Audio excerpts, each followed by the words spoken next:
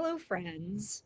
I am so delighted to join you for this virtual National Youth Event experience. And I am super excited to be sharing with you um, this mindfulness in times of change. Um, the fact that we're meeting virtually is a sign of the times of change that we're in, right? There is a pandemic going on. COVID-19 is spreading, and it would have been unsafe to gather so many people together this particular summer. And so we're trying a new thing. We're sharing on these digital platforms, and I'm glad to join in that. I'll tell you a little just to start about myself. I'm Nicole Havelka. I am both a UCC pastor and I'm a yoga teacher. Sometimes I say that I love both Jesus and yoga, and that's very, very true. Um, and I am passionate about creating and help forming leaders who are calm and centered and grounded and resilient, even in times of incredible stress and change, which we find ourselves in. That was my mission and vision for myself and my work, even before the pandemic started. I'm continuing to discern how to share my gifts in this time in a way that is the most useful in the world. And one of the ways I decided was to share this webinar with you through this virtual NYE experience. Because I hope that you, whether you're a youth leader or a youth yourself, that you can really tap into the fact that you are, in fact, called. You're not just anything. You are a divine creation of God, and God can use your gifts in the world. And we're going to talk a little bit about how we figure out what it is we're supposed to be sharing and how we're supposed to be sharing it and all those things. I wish that someone had taught me a little bit earlier in my life, like how do I listen for God's call in my life and all of those things. So I'm going to introduce you to some practices today um, that hopefully you can use throughout your lives and continue to build upon for in times to come. Because figuring out what you're called to do isn't like a one-time event. It's something that happens all throughout your life. What does it mean to be called? So I started using that word about calling, and you might have heard it in your church, or occasionally you hear it in other places, although we don't really talk about it a whole lot. And what a calling is really a sense of higher purpose for our lives, and maybe even a vision that we have for how the world should be. It often is rooted in seeing things that aren't yet there. A calling is really an exercise in creativity. It's about putting something different or new in the world, or putting myself in the world in a new way. Um, because we're different. Each of us is made to be a unique being. But the world continues to change and grow, and the needs of the world are changing. So that's part of why I want to teach these practices, so that you're equipped to keep asking and answering the right questions for yourself as you continue to explore what your calling might be now and throughout your life. I'll tell you a little bit about myself. I already mentioned that I'm a ordained pastor in the United Church of Christ. And up until a couple of years ago, I had been serving in the wider church, or the bigger church. That means I've served conferences and on national staff. And a couple of years ago, I was contemplating, so how do I bring in my yoga? Or really, I was thinking of I'll just tell the truth. I was thinking of maybe I should just go teach yoga. Maybe that's my calling. Maybe that's the new way that God is calling me. And I explored that question in my yoga practice and meditation and things like that for a while. And a different answer finally arrived, which is, what if it's a both and? What if it is yoga and the church in some way? I didn't know what that meant, and I'm still exploring that, honestly. But What I did learn is that what I did do was I entered into a advanced yoga teacher training. I already had one teacher training, and I decided to do an advanced one in order to explore what are some of the ways that I can use these practices that I've found really beneficial for myself and bring them even more into the church that I serve. And so I started exploring that a couple of years ago, and out of that came my business, which is Nicole Havelka Consulting, which I'll tell you a little bit more at the end. I do coaching and team building and training and vision processes for organizations that want to use mindfulness or meditation, these yoga practices that I have training in, that they want to bring those into their organizations, or at least into the processes and the trainings that I'm doing. So I bring that together in order to form mindful leaders, as you can see from my logo. So that's what got born out of this practice, out of my practices. And I really want to share some of those because I think that these practices, which help us in times of struggle and times of change and times of transition, and even if you're not personally in one now, I would bet that the world is urging you to think more deeply about what your work in the world is. What are you called to do in the world? So I'm excited to mostly share practices with you along the way. So let's start there. Let's start with a simple meditation practice that will get us grounded. This one I'll guide you through. It'll take about 5 minutes, and I invite you to make a comfortable seat. You can do that just sitting in your chair if you would like. If you are sitting in a chair, I'd urge you to maybe take just a scoot, just an inch or two out away from the back of the chair, so that your back can have its natural curves, like your spine curves like this and then back up, kind of like an S, all the way up to your neck. Your hands can be resting on the tops of your legs.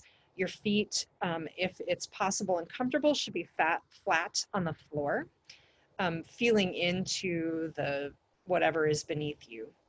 And your head, the top of your head should be straight up toward the ceiling. Try to avoid like this. Your chin will tend to go this way or this way.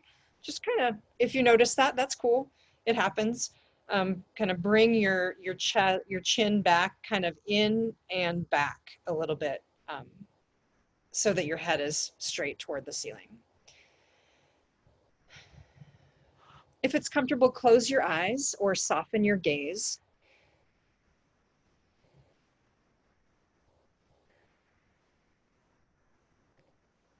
And begin to feel into your feet.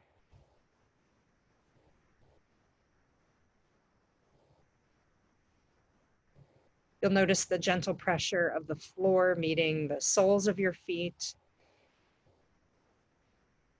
If your feet are bare, you might feel the air on your skin.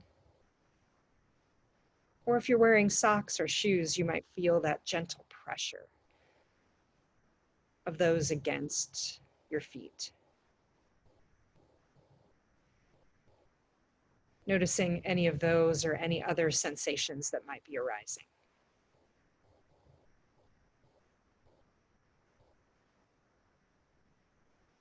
Moving into your ankles, your lower legs, knees, upper legs, hips and pelvis. Noticing again the pressure of the seat or the supports beneath you, pressing into the backs of your legs, into your pelvis.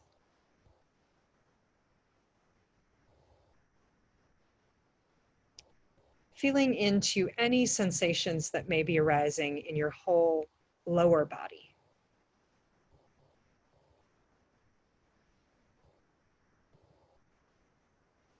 Moving into your low belly, your low back, your waist,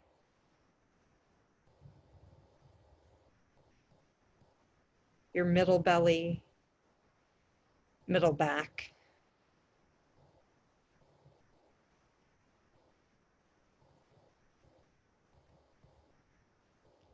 your upper chest,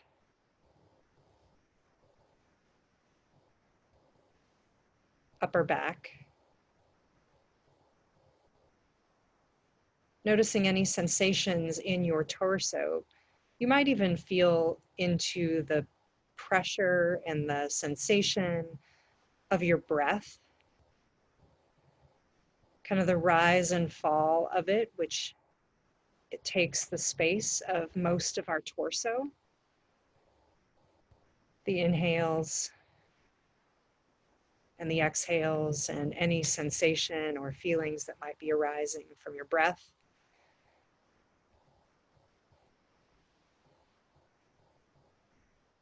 Moving into your shoulders, upper arms, elbows, forearms, wrists, hands, fingers.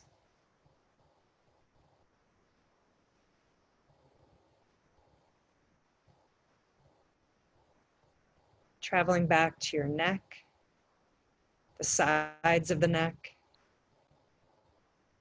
the front of the neck, the throat, the back of the neck,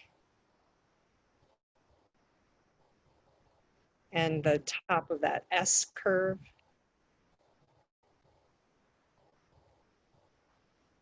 the back of your head, the top of your head, forehead,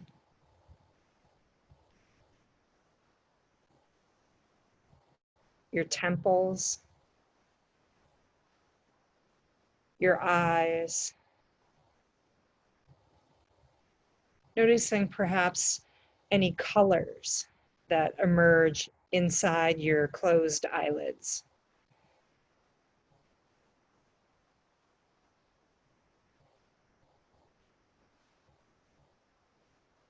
Your nose, the sensation of breath, cooler on the way in, warmer on the way out.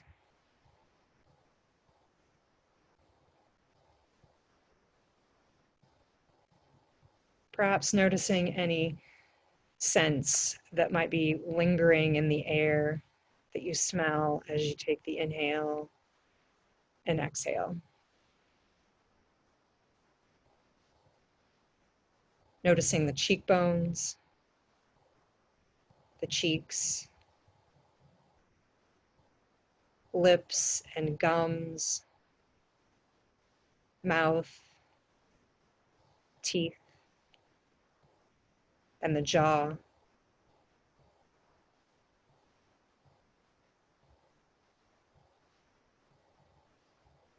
Resting in pure sensation. The whole head, arms, and torso.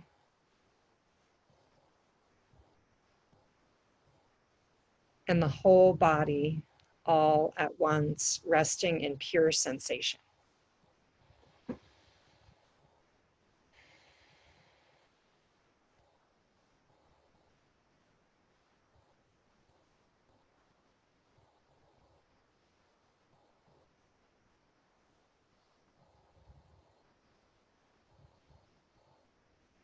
Begin to return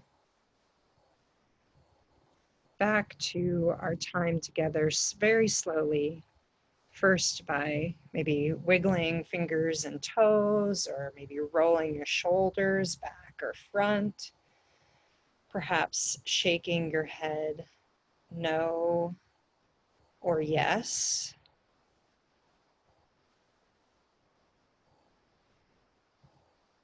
And eventually, when you're ready, opening your eyes and bringing yourself back to the room that you're in and to the screen that is in front of you.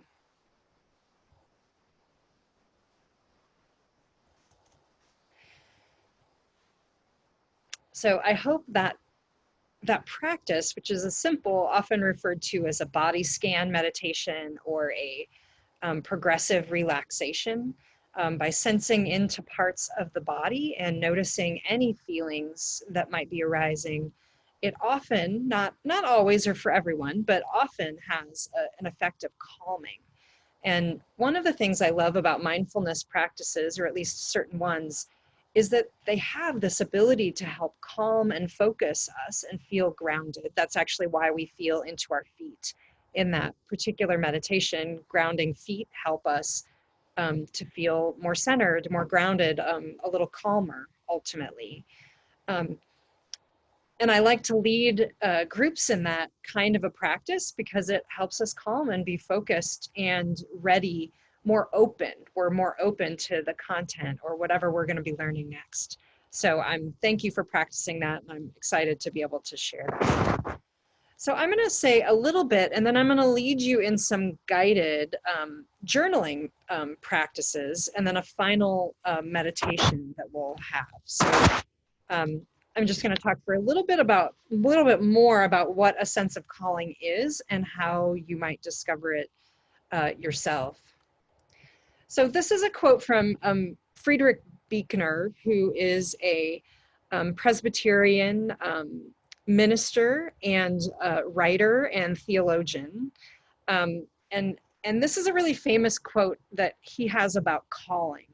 And he wrote that the place God calls you to is the place where your deep gladness and the world's deep hunger meet. So in other words, what are you passionate about? What are you really excited about? Because I think one of the signs that God is calling us to something is that God has given us a passion for particular things, that we're really interested in things or really curious about particular things, or maybe we have gifts to offer. We're good at certain things. And so those are things we're being invited to share. But the world also has deep needs, has hungers. And there's lots of them right now, or there were already a lot of needs even before this time we found ourselves in. We're just more aware of them in ways than we probably were before. So what are the ways that our passions, our gifts, our skills, our interests can help meet the world's needs, the world's hunger? And I'm going to guide you through some journaling exercises to that, to hopefully help you a little bit with that. So if you feel free to pause the video if you need to do this. Take a little pause or just wander off to the side a little bit and find some paper. It can be scraps of paper and a pen. You might grab some markers or colored pencils or anything you have. If you like to draw, so the journaling doesn't have to be words, it can be drawings. And so go take a minute to find those things and bring them next to you near the screen. And I'm going to guide you through a couple of questions. So feel free to pause now if you need to.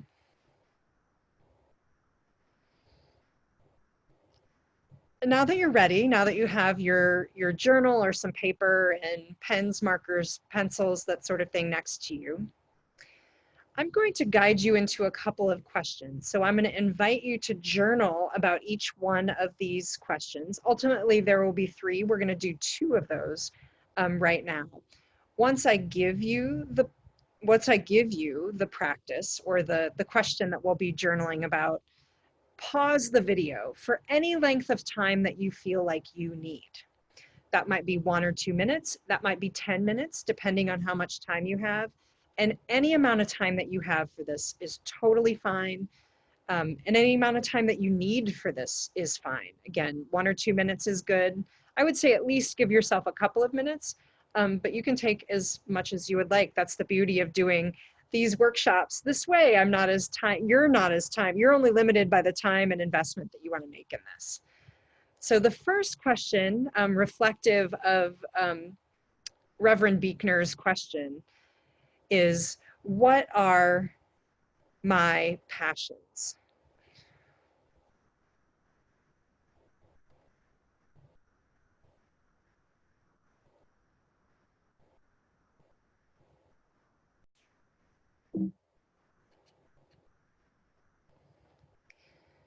So take a few moments to ponder this question, to write words or phrases that come up for you. If you're more interested in writing images, what images come to you? Like, what are my passions? And that can be just about anything. It can be your pets. It could be your, whatever sport that you like. It can be your family. It can be something about church. It could be a particular subject that you like to study in school, um, or anytime, something that you just like learning about in general. It can be any of those things. So what are my passions? And go ahead and pause the video now and take as much time as you need to journal about that question.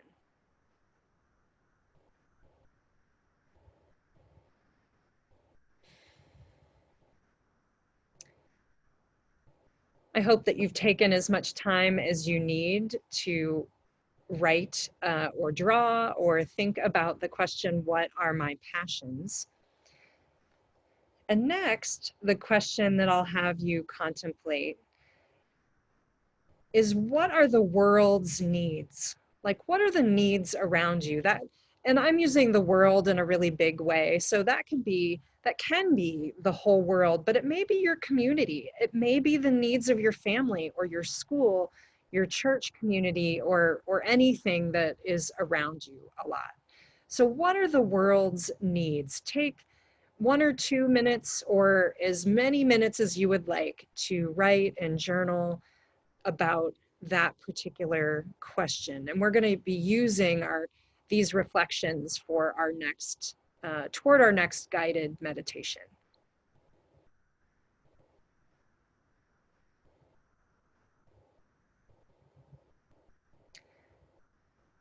I hope that you have spent as much time as you need contemplating and writing and journaling about what are the world's needs. I wish we were in person so that I could hear some of the things that you've journaled on your page.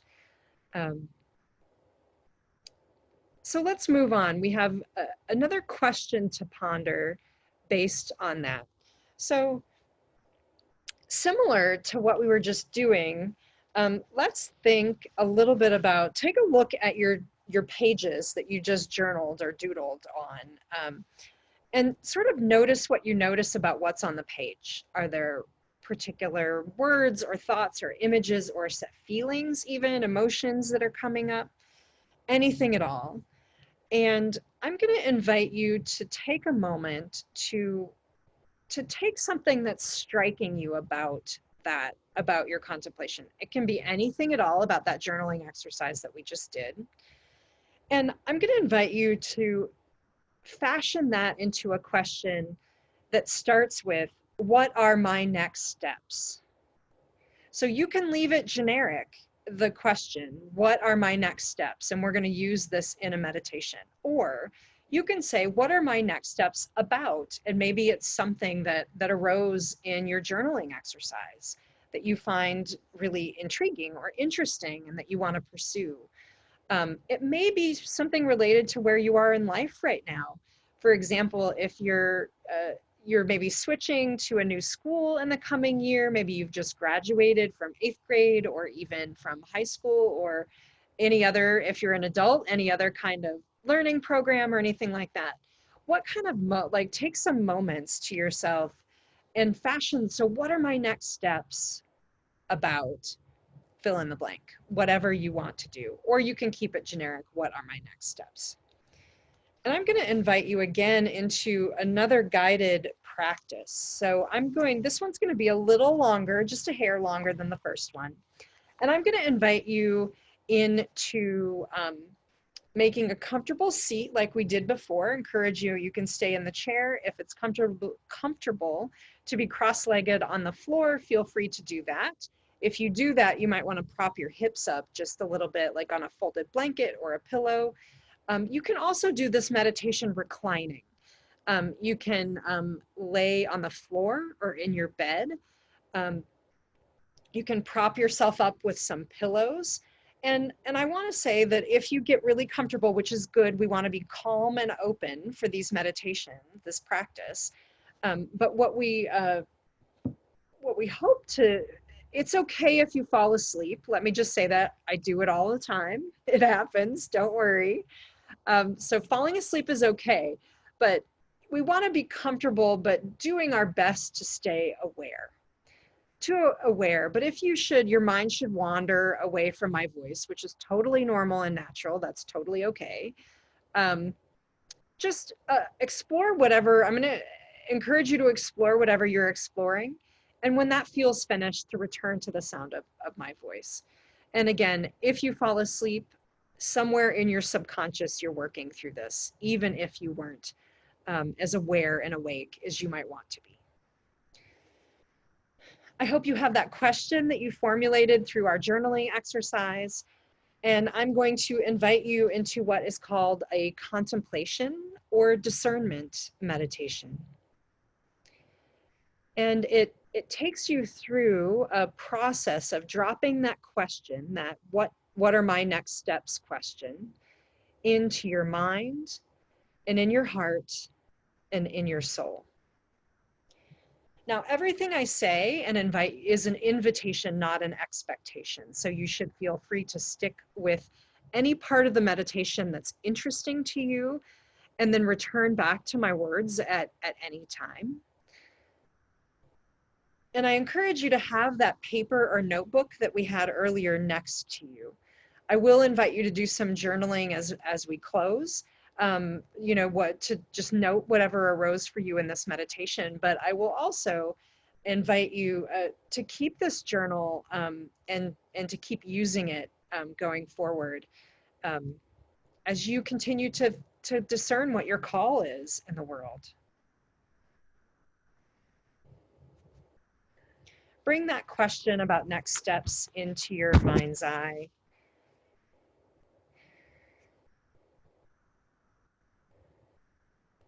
Now that you've been settling into your comfortable seat or reclining position, maybe there's something that you can do that makes you 3 to 5% more comfortable. Make any final adjustments here. And feel into your body one more time, like we started with. Into your feet, working up through your lower body. Eventually to your waist, your torso and arms, head and face, the whole upper body, and the whole body all at once.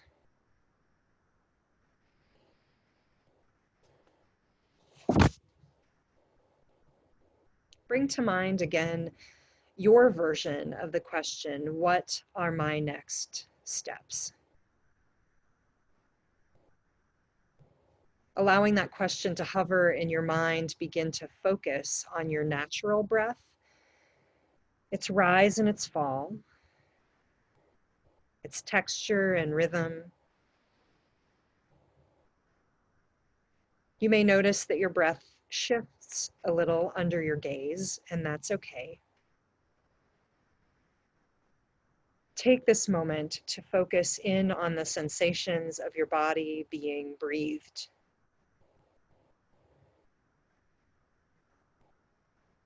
We don't have to do anything to make our breath happen. God has simply designed our bodies to breathe us. And now we're taking just a quick moment to notice the miracle that our breath is.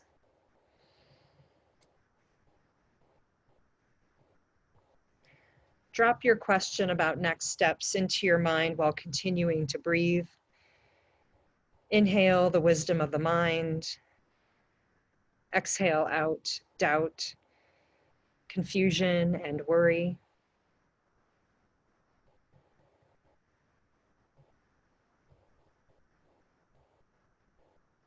And continue that contemplation for 3 to 5 more rounds of breath. My voice will trail off into silence as you continue to drop that question into your mind.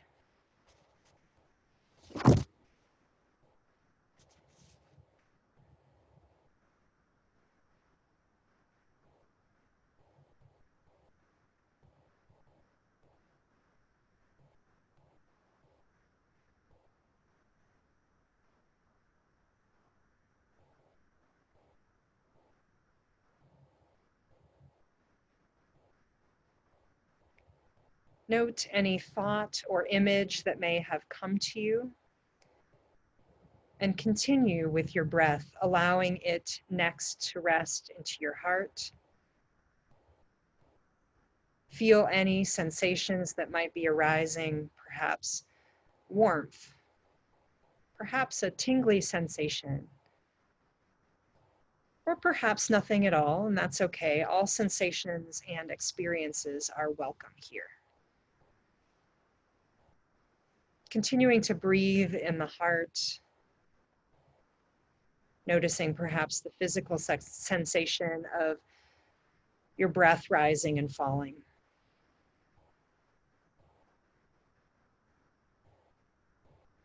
And drop your question about next steps into your heart. The heart is a place of knowing feelings. The feelings that know an answer often before the mind does. And through your inhale, taking in loving warmth, exhaling out negativity, disappointment, or confusion. Continue this practice for about 3 to 5 rounds of breath as my voice trails off into silence.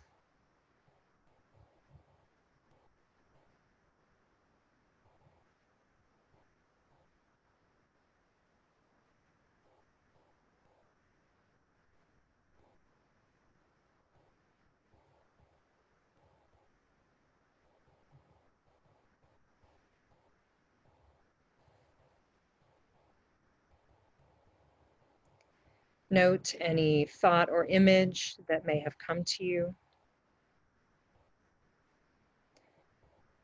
Continuing with your breath, allow the energy of the breath to flood your entire body. Opening up a deeper connection, allowing your soul to guide you through the sensations of the body you may be experiencing.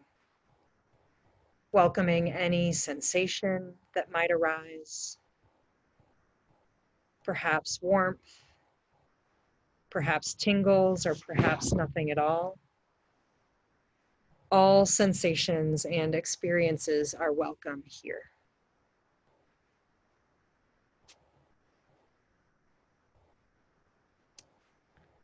My voice will trail off for the third and final time. Continue with your breathing and drop your question about next steps into your soul.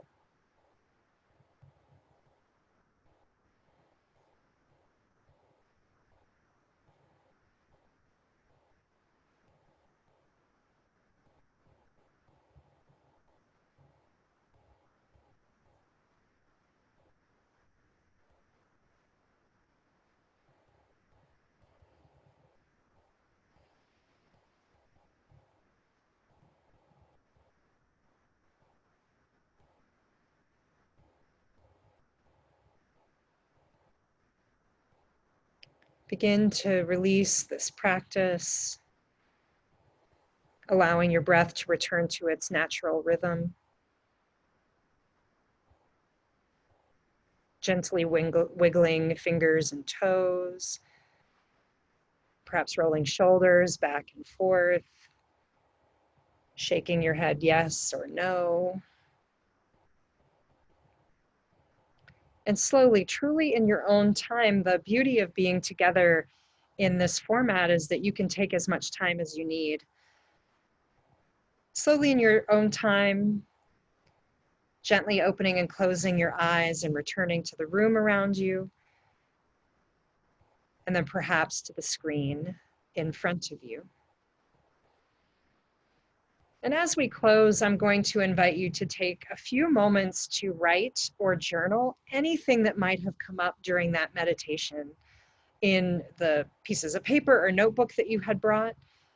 What came up for you? Maybe it's a word or a phrase. Maybe it's a feeling. Maybe it's even an annoying emotion or sensation in the body. All of those things are fair game, and contemplate them. What are they trying to tell you about what your next steps are? And I don't expect that this one relatively short practice will give you all the answers. It almost never does. But it may give you a place to come back to, a place to continue contemplating as you work through these contemplation meditation, maybe going back to the body scan meditation we did in the beginning. These are recorded. You could listen to them again. And to continue the practice of journaling, if that's something that speaks to you. I am so delighted and excited that you chose to spend this time with me. And there's the question for contemplation. How might those things that we saw already come together in me? That's the question for your journal moving forward. How might those things come together in me to be my sense of calling? And I'm delighted that I got to share this time with you. This was really exciting and fun to be able to share what I'm passionate about and where I feel my sense of calling is. Again, you can find me. If you have, please email me and tell me about your experience of these.